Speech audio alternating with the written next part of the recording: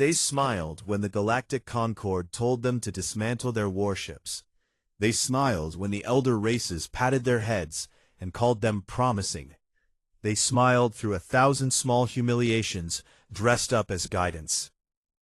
Earth had entered the galactic community the way a stray dog enters a rich man's house, grateful, nervous, eager to prove it belonged. The Concord's founding species had sailed between stars when humans were still painting on cave walls.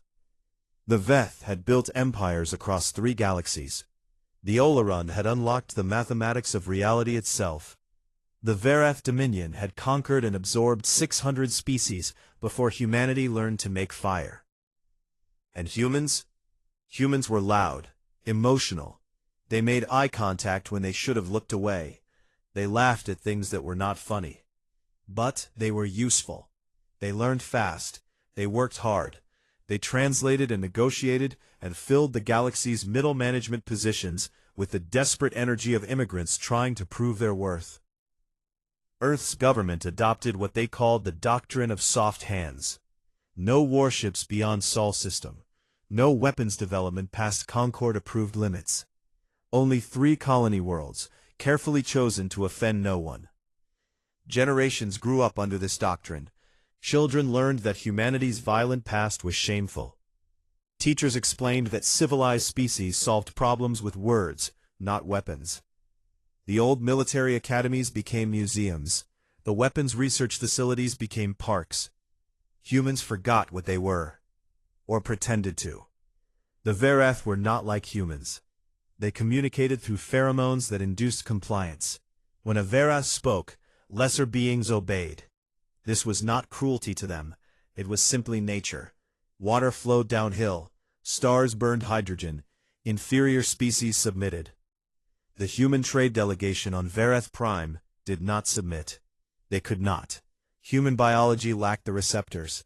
When Ambassador Chen stood before the Verath Council, she did not lower her eyes. She looked directly at the High Dominant and smiled. To humans, this was politeness. To Verath, this was war. The pheromone command went out across Verath space. The humans are defective. They cannot be controlled. They must be corrected. Thessaly 4 was a garden world. 2,300,000 humans lived there. Farmers, teachers, children, families who had left Earth seeking quiet lives, far from the crowded home planet. The colony was 3 generations old, long enough for people to call it home. The Verath ships arrived at dawn. Colony defense forces, 2 patrol boats, and a handful of ground troops sent distress signals to the Concord emergency network. They followed protocol. They trusted the system. The Concord received their signals, acknowledged them, filed them for review. The Verath deployed the bioweapon at 6:47 a.m. local time. It was not a bomb, not a missile, just a fine mist, barely visible, released from ships hovering above the major population centers. The mist settled over the cities like morning fog. By noon, the first symptoms appeared. Bleeding from the eyes, skin turning gray, lungs filling with fluid. People gathered in municipal centers. The emergency protocols said to gather. The Concord procedures said help would come. Help did not come. By midnight, the streets were quiet. Bodies lay where they had fallen, mothers still holding children, families curled together in beds. A school full of 6-year-olds who had hidden under their desks because their teacher told them to. The Verath recorded everything, for their archives, for their entertainment, for the pleasure of watching defective creatures learn their place. 17 hours, 2.3 million dead. The Verath transmitted their report to the Concord. The human contamination on Thessaly 4 has been cleansed. The Concord Council met 3 days later. The Veth representative expressed concern. The Oleron delegate noted that the situation was unfortunate. The syndicate minds calculated that replacing the colony's economic output would require 4.7 years. The official statement read, "The Concord regrets the loss of life on Thessaly 4. However, the human delegation's failure to observe proper submission protocols during diplomatic contact with the Verath contributed to the tragedy. All species must respect cultural differences. On Earth, people watched the statement on screens in public squares, in homes, in schools. Nobody spoke. Secretary General Adora Okonkwo stood before the United Earth Assembly. The chamber held 3,000 representatives from every nation, every colony, every human settlement in the galaxy. Behind her, a wall-sized screen showed drone footage from Thessaly 4. Bodies, row after row after row. A woman's face, eyes still open, hand reaching towards something that was not there. A child's backpack, pink, cartoon characters on the front, still strapped to its small owner. The footage ran on loop. 10 minutes, 20. The representatives watched in silence. Okonkwo let them watch. When she finally spoke, her voice carried no emotion, no anger, no grief, just a flatness that was somehow worse than screaming. For 200 years, we followed the rules. She paused. The footage continued behind her. We dismantled our ships. We closed our weapons programs. We taught our children that violence was primitive, that civilization meant compromise, that the galaxy's elder races knew better than us. She turned to look at the screen, at the pink backpack. We tried it your way. She faced the assembly again. We're done. That night, sealed vaults beneath the Swiss Alps opened for the first time in 2 centuries. In shipyards on Luna and Mars, engineers dusted off blueprints that had been classified since first contact. In retirement homes across Earth, old soldiers received visits from young officers asking questions that had been forbidden for generations. On the Concorde's diplomatic networks, analysts detected unusual activity from Earth, encrypted transmissions, resource movements, industrial production spikes. One Veth observer submitted a report. Humans appear to be engaging in military preparation. Given their technological limitations, this is strategically irrelevant. Recommend continued monitoring, but no action. The recommendation was approved. The Veth would remember that decision. The galaxy would remember that decision. Because when humanity smiled, it had been a choice. When humanity stayed peaceful, it had been a courtesy. And courtesies could be withdrawn. In the darkness of the Swiss vaults, lights flickered on over project files with names like Prometheus and Harrow and Kindling. Weapons designed before humanity knew the galaxy was watching. Weapons they had hidden away in shame. The shame was gone now. All that remained was the cold, patient work of remembering what they were. The vaults beneath the Alps smelled like dust and old paper, and something else. Something metallic. Something wrong. Dr. Maya Torres was 26 years old. She had spent her entire career cataloging historical documents, safe documents, trade agreements and cultural exchanges, and the polite paperwork of humanity's integration into galactic society. Now she stood in a room that had been sealed before her grandmother was born. The files were physical, actual paper. Whoever had hidden them wanted no digital traces. She picked up a folder marked Harrow and opened it. The first page contained a theoretical yield calculation. Maya read the numbers 3 times. Then she set the folder down very carefully and walked outside and sat on the cold concrete floor of the corridor and pressed her hands against her face. She was not crying. She was smiling. And that scared her more than the numbers. Admiral Chen Wei-lin was 94 years old. She had commanded Earth's last warship before the doctrine of soft hands. That was 60 years ago. Now she lived in a care facility in Singapore, spending her days in a wheelchair by a window, watching ships come and go from the orbital elevator. 3 young officers came to see her. They wore uniforms that looked wrong, too new. Nobody had worn military uniforms in public for decades. Admiral Chen, the leader said. She was a woman named Okafor, commander's rank. We need your help. Chen did not turn from the window. I'm 94. I can barely remember breakfast. You remember the Kepler engagement. Chen's hands tightened on her wheelchair arms. The Kepler engagement had been erased from public records. A brief conflict with a Verath patrol ship, 53 years ago, buried and forgotten as part of humanity's commitment to peace. How do you know about that? Chen asked. The vaults are open now. Okafor stepped closer. We found your tactical logs. What you did to that Verath ship, with inferior technology, with a crew of 80 against their crew of 300. I was following orders. You won. Shen finally turned. Her eyes were rheumy with age, but still sharp. What do you want from me? Advice. On what? Okafor's jaw tightened. On how to make them remember. For a long moment, Chen said nothing. Then she gestured toward a chair. Sit down. I'll tell you what I told my crew before Kepler. Okafor sat. Stop asking for permission, Chen said. The Concorde built their tactics around rules. Fair engagement, proportional response, warning shots. You know what humans built their tactics around? What? Chen smiled. It was not a pleasant expression. Winning. The galactic news networks treated Earth's mobilization as entertainment. A Veth commentator held up a model of a human warship next to a Verath dreadnought. The size difference was embarrassing, a child's toy next to a giant. The humans are upset, the Veth said, his skin flaps rippling with amusement.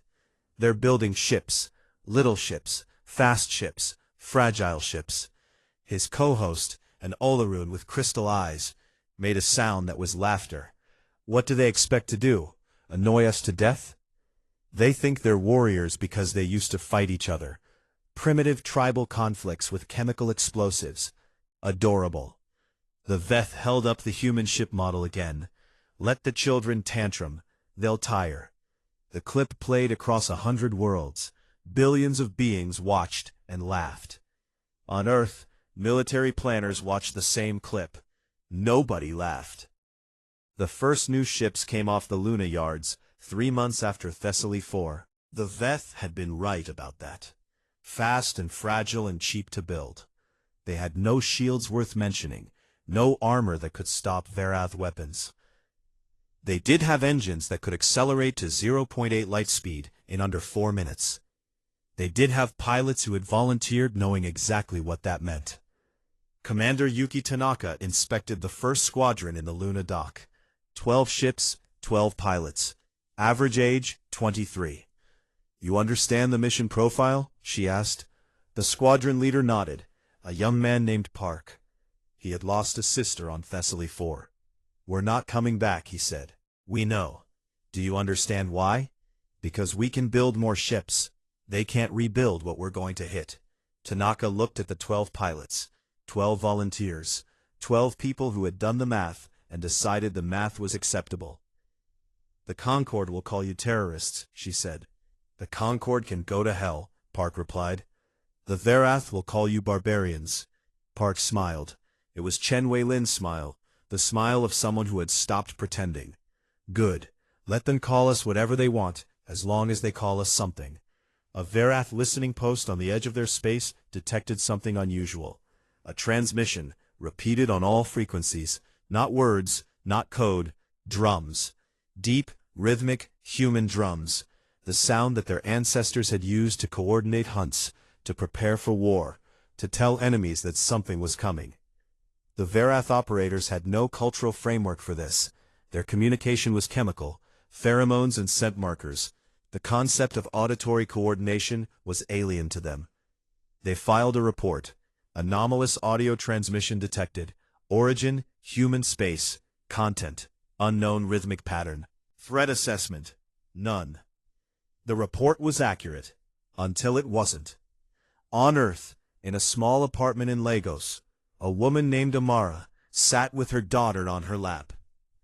The girl was 4 years old. Her name was Zoe. She had curly hair and bright eyes, and she was watching the news because Mommy was watching the news. Why are they showing those ships, Mommy? Because we're building them. Why? Amara thought about how to answer. How do you explain massacre to a 4-year-old? How do you explain that the universe is unfair and cruel and that sometimes being good is not enough. Because some bad people hurt our friends, she said finally, and we tried to ask the other grown-ups to help, but they didn't. What are we going to do? Amara looked at her daughter, at the future, at the world they were about to create.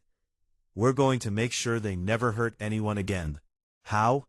On the screen, the new ships flew in formation, small against the stars, fragile and fast, and full of people who had decided that some things mattered more than survival. However we have to, Amara said. However we have to. 3 months after Thessaly 4, humanity stopped smiling. 4 months after Thessaly 4, the first human strike force crossed into Verath space. 5 months after Thessaly 4, the galaxy learned what happens when humans stop being civilized. The lesson would not be forgotten. The Verath called their defensive line the Barrier of Silence. 40 warships, each one larger than anything humans had ever built. Energy shields that could absorb nuclear strikes.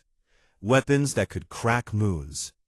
For 600 years, no species had challenged the barrier. The mathematics were impossible. The human fleet arrived at 0300 Standard Time. Verath sensors counted them. 87 ships. Small, fast, poorly armed. Commander Vex of the Verath fleet sent a transmission.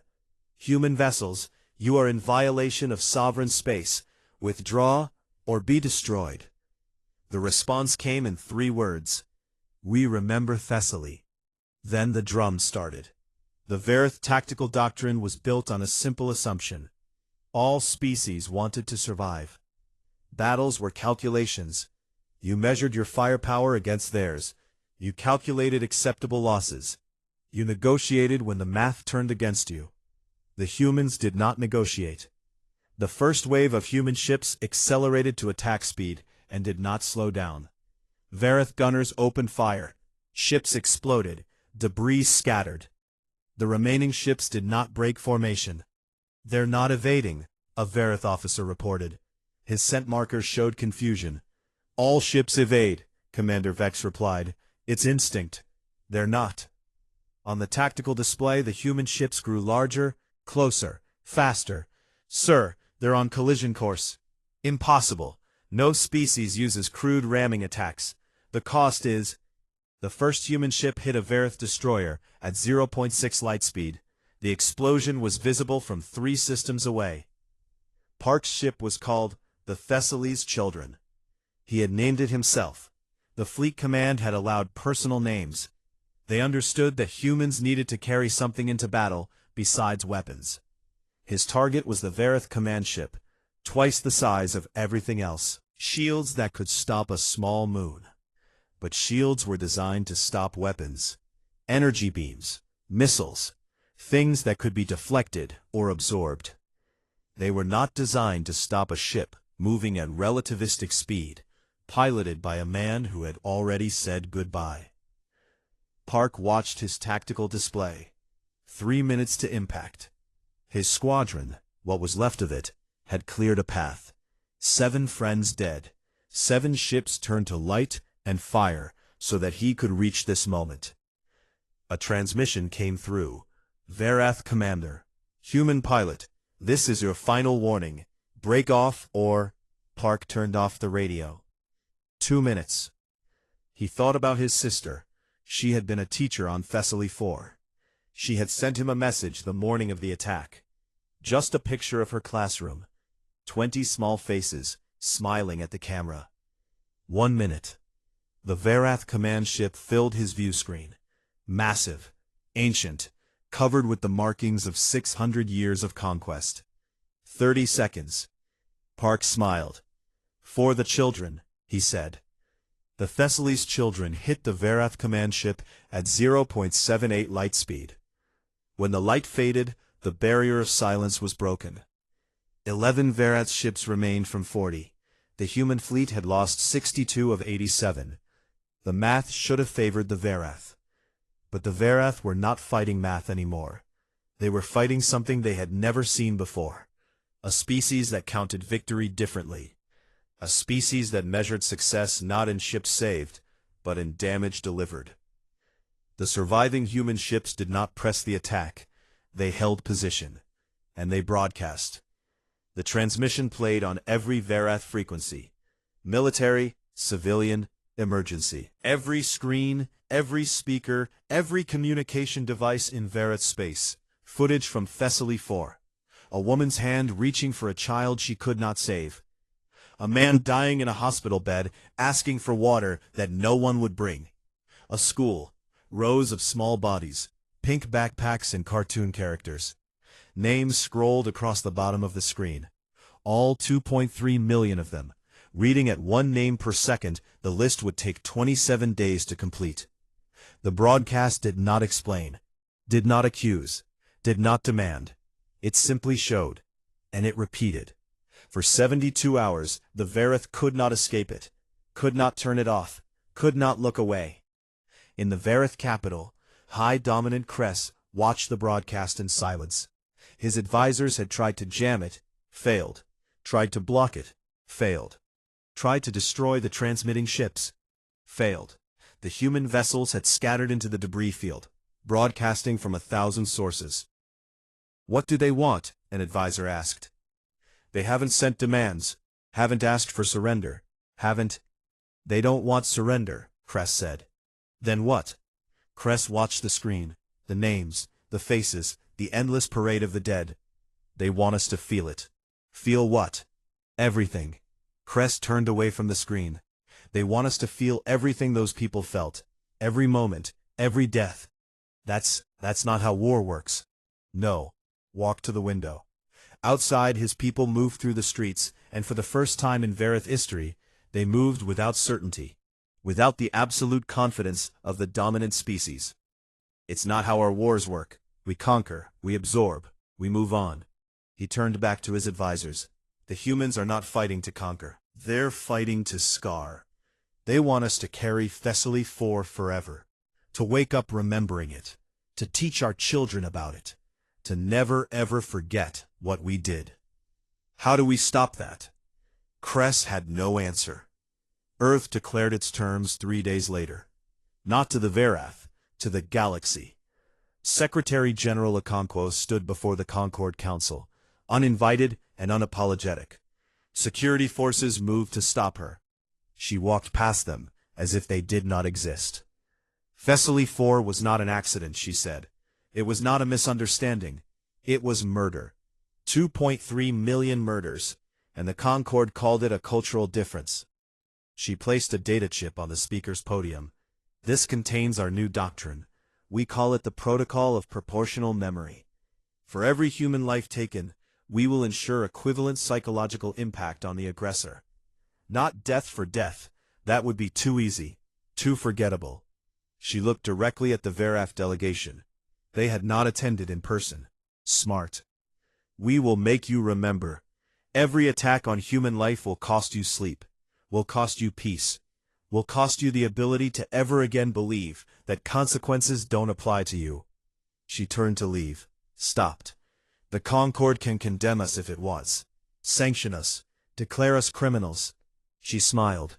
It was the smile of a species that had stopped asking for permission. We don't need your approval anymore. We never did. We just forgot that for a while. She walked out.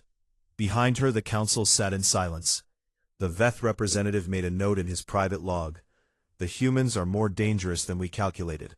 Recommend immediate reassessment of all strategic assumptions. The reassessment would come too late. The Galactic Concord had stood for 4,000 years. In that time, it had managed 300 species, mediated 10,000 conflicts, built a system of rules and protocols that kept the galaxy stable. Now, it was falling apart. Grand Arbiter Velcanis, oldest of the Veth, called the emergency session in the Council's central chamber. Every founding species attended. Every major power sent representatives. The topic was humanity. They violated 17 Concord protocols, the Verath ambassador announced. His scent markers sprayed aggression across the chamber. They've attacked sovereign territory. They've used prohibited psychological warfare tactics. They've done what you taught them, said the Oleron representative. Her crystal eyes reflected nothing. You killed 2.3 million of their people. Did you expect them to file a complaint? We expect the Concord to maintain order. The Concord maintained order when your ships dropped bioweapons on civilians. The Oleron's voice carried no emotion. Mathematics didn't feel. The Concord maintained order when you broadcast celebration footage of the massacre. Why should humans trust an order that protects their murderers? The chamber erupted. Accusations flew. Ancient alliances cracked. Velcanis watched in silence. He had lived for 3,000 years. He had seen species rise and fall. He had never seen anything quite like this. The problem, Velcanis understood, was not humanity's aggression. It was humanity's restraint. His analysts had studied the human attacks carefully. The ramming tactics, the psychological broadcasts, the surgical strikes against military targets. The humans could have done worse, much worse. The files from the Swiss vaults had been intercepted. Project Kindling, a weapon that could destabilize stellar cores. Project Prometheus, self-replicating attack drones that could consume entire fleets. Project Harrow, something so classified that even the description was encrypted. The humans had built these weapons before first contact. Before they knew the galaxy existed, they had built them to fight each other. And then they had locked them away. For 200 years, humanity had pretended to be harmless, had played the role of the eager junior species, had smiled and bowed and followed the rules. They had been performing. Now the performance was over. Ambassador Yuki Tanaka arrived at the council chamber 3 days into the emergency session. She carried no documents, no demands, no proposals, just herself. Velcanis granted her speaking time. The Varath ambassador protested. Velcanis overruled him. Sometimes you needed to hear what your enemies wanted. Tanaka stood at the speaker's podium. She was small, human standard height. Nothing impressive about her physical presence. But when she spoke, the chamber went silent. You've spent 3 days arguing about what to do with humanity, she said.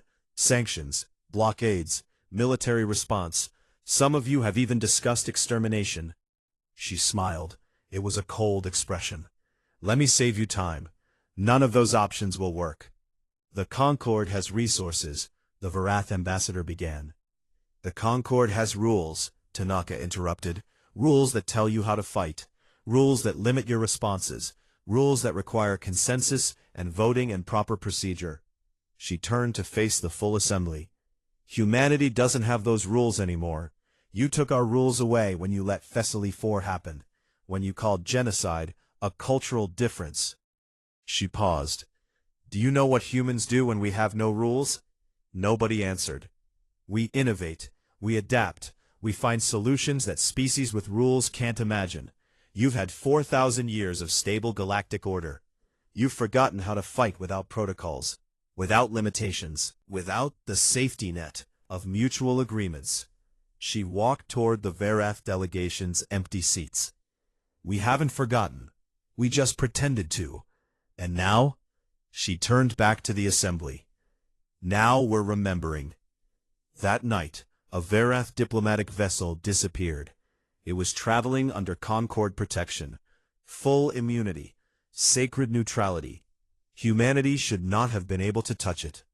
The ship reappeared 3 days later, drifting at the edge of Concord space. The crew was alive, unharmed, confused, but something was missing. Every memory of Thessaly 4 had been extracted. The authorization meetings, the targeting discussions, the celebration after, the private jokes about cleaning the infestation. All of it, gone from the crew's minds, and broadcast across every network in the galaxy. The footage spread faster than any message in galactic history. Varath commanders laughing about kill counts. Varath scientists discussing the bioweapon's elegant efficiency. Varath politicians congratulating themselves on solving the human problem in Sector 7. It was not propaganda. It was memory. Verified, authenticated, impossible to deny. The Verath ambassador demanded an emergency session, demanded condemnation of humanity's mind crimes. The Oleron representative responded, "Perhaps if you hadn't created such incriminating memories, they wouldn't have been worth stealing." 3 species withdrew their support for Verath that day. 7 more followed by the end of the week. Velcanis met with his senior advisors in private. "The humans are learning too fast," one advisor said. 6 months ago, they couldn't breach our basic defenses. Now they're extracting memories from protected vessels. "They're not just learning," Velcanis said. "They're iterating. Every engagement teaches them something. Every failure becomes data." "Can we contain them?" Velcanis considered the question. Considered humanity's trajectory. Considered what the files from the Swiss vaults implied about their capabilities. "No." "Then what do we do?" "We recognize reality." Velcanis walked to the window. Outside, the lights of the Concord's capital stretched toward the horizon. 4,000 years of civilization. The Verath made a mistake. They assumed humanity was weak because humanity acted weak. They saw the doctrine of soft hands and thought it was limitation. He turned back to his advisors. It was never limitation, it was choice. Humanity chose to be peaceful, chose to follow our rules, chose to trust our system. And now they've made a different choice. And we have to decide whether we want to be on the right side of history or buried by it. On Earth, Secretary General Okonkwo received the latest intelligence reports. The Concorde was fracturing. The Verath were isolated. 17 minor species had reached out through back channels, asking about humanity's intentions. Her chief advisor looked worried. "The Veth are still undecided. If they side with the Verath, they won't." "How can you be sure?" Okonkwo looked out her window. Earth hung in the sky, blue and green and peaceful. "Because the Veth are survivors. They've lasted 3,000 years by knowing which way the wind blows." She turned back to her advisor, and the wind just changed direction. Surrender implied negotiation. It implied terms and conditions and the possibility of recovery. The Verath simply stopped. Their fleet returned to their home systems. Their territorial claims were withdrawn. Their government issued a statement that historians would study for centuries. The Verath Dominion recognizes that its actions regarding Colony Thessaly IV were incompatible with continued galactic participation.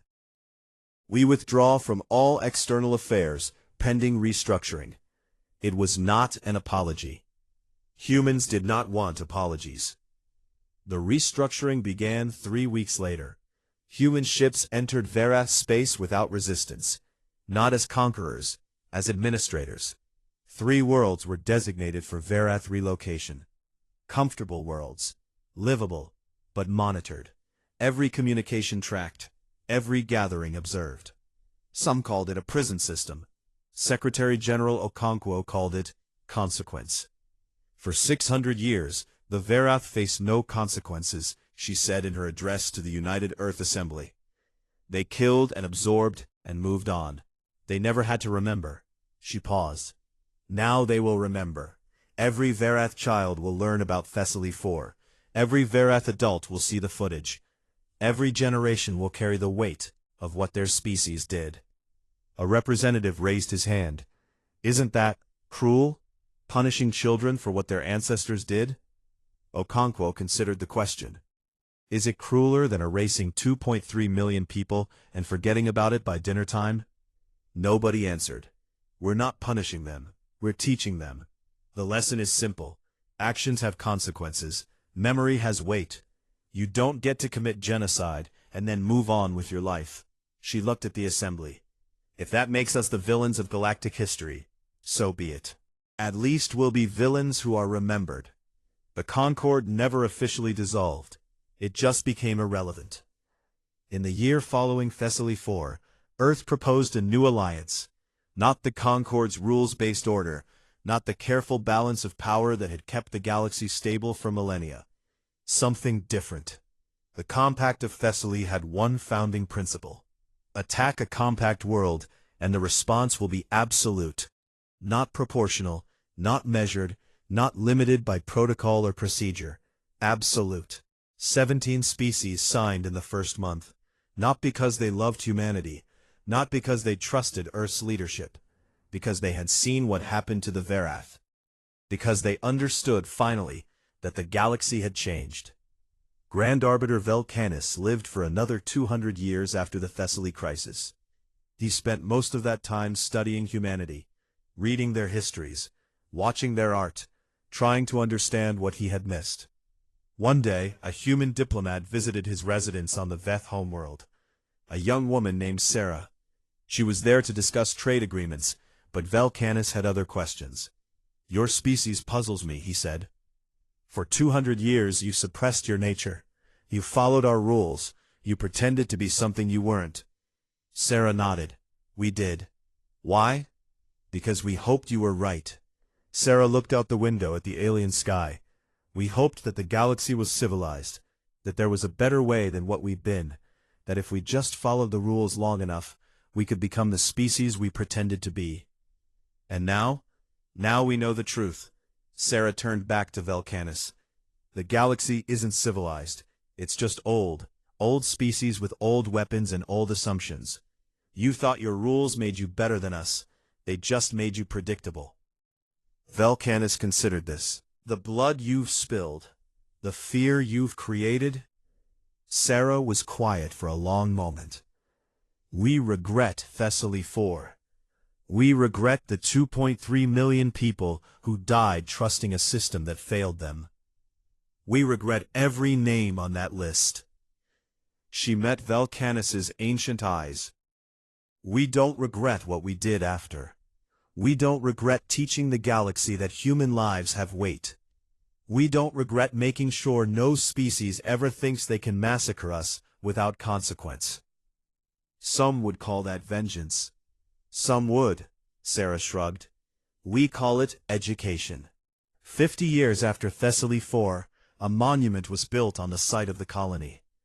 It was simple, a wall of black stone with 2.3 million names. Nothing else. No statues, no speeches. Just names, carved deep enough to last 1,000,000 years. People came from across the galaxy to see it. Humans, Verath under supervision, members of species that had never heard of Earth before the crisis. They stood in front of the wall and read the names. Some cried, some just stared. All of them remembered. In the diplomatic station's garden, Velcanus watched a human child play. The child was building a tower of blocks. Simple toy, simple game. She stacked them higher and higher, tongue poking out in concentration. The tower fell. The child laughed. Started again. Velcanus's assistant stood beside him. "Elder, you've been watching that child for an hour. I'm trying to understand something." "What?" The child finished her new tower, taller than before. It wobbled, she held her breath. It stood, she cheered. "I'm trying to understand how the same species that laughs at falling blocks can burn stars when provoked." Velcanus shook his head slowly. "We thought they were like children. Emotional, short-lived, easily managed. What do you think now? The child knocked down her tower on purpose this time, laughing, already planning the next one. I think we saw what we wanted to see. We saw the smile and assumed it meant submission. We saw the soft hands and assumed they couldn't make fists." He turned to his assistant. "We were wrong. The smile was choice. The soft hands were courtesy. And courtesy, unlike nature, can be withdrawn. Should we fear them?" Velcanus watched the child build again. Innocent, happy, creating and destroying with equal joy. "We should respect them. We should remember that their kindness is a gift, not a guarantee. And we should be grateful, deeply, profoundly grateful, that when they stopped being civilized, they stopped for a reason." "What reason?" "Justice, memory, The names on that wall. Velcanus closed his eyes. They could have stopped for conquest, for revenge, for the simple pleasure of destruction. They have that capacity. I've seen their files. I know what they can build when they choose to. But they didn't. No, they stopped because someone hurt their people. They stopped to teach a lesson, and when the lesson was taught, they stopped stopping. The assistant considered this. Is that better or worse? Velcanus opened his eyes, watched the child, watched humanity's future stack blocks in the afternoon light. It's both. It means they can be trusted as long as trust is earned. It means they can be peaceful as long as peace is maintained. It means the galaxy can move forward with them. He paused. It also means that anyone who forgets Thessaly 4 will learn the lesson again and again, until remembering becomes instinct. Earth hung in the darkness of space, blue and green and white, beautiful, peaceful, a warning. The galaxy had learned to read that warning now, had learned that the soft hands could close into fists, had learned that the smile could become something else entirely. Humanity had tried it the civilized way. For 200 years, they had trusted the rules. Now they made their own rules, and the galaxy would live by them, not because the rules were fair, not because humanity was right, because the alternative was becoming another name on a wall of black stone, another lesson, another memory. The stars shone on, indifferent to the small dramas of mortal species, but the species themselves remembered. That was enough. That was everything.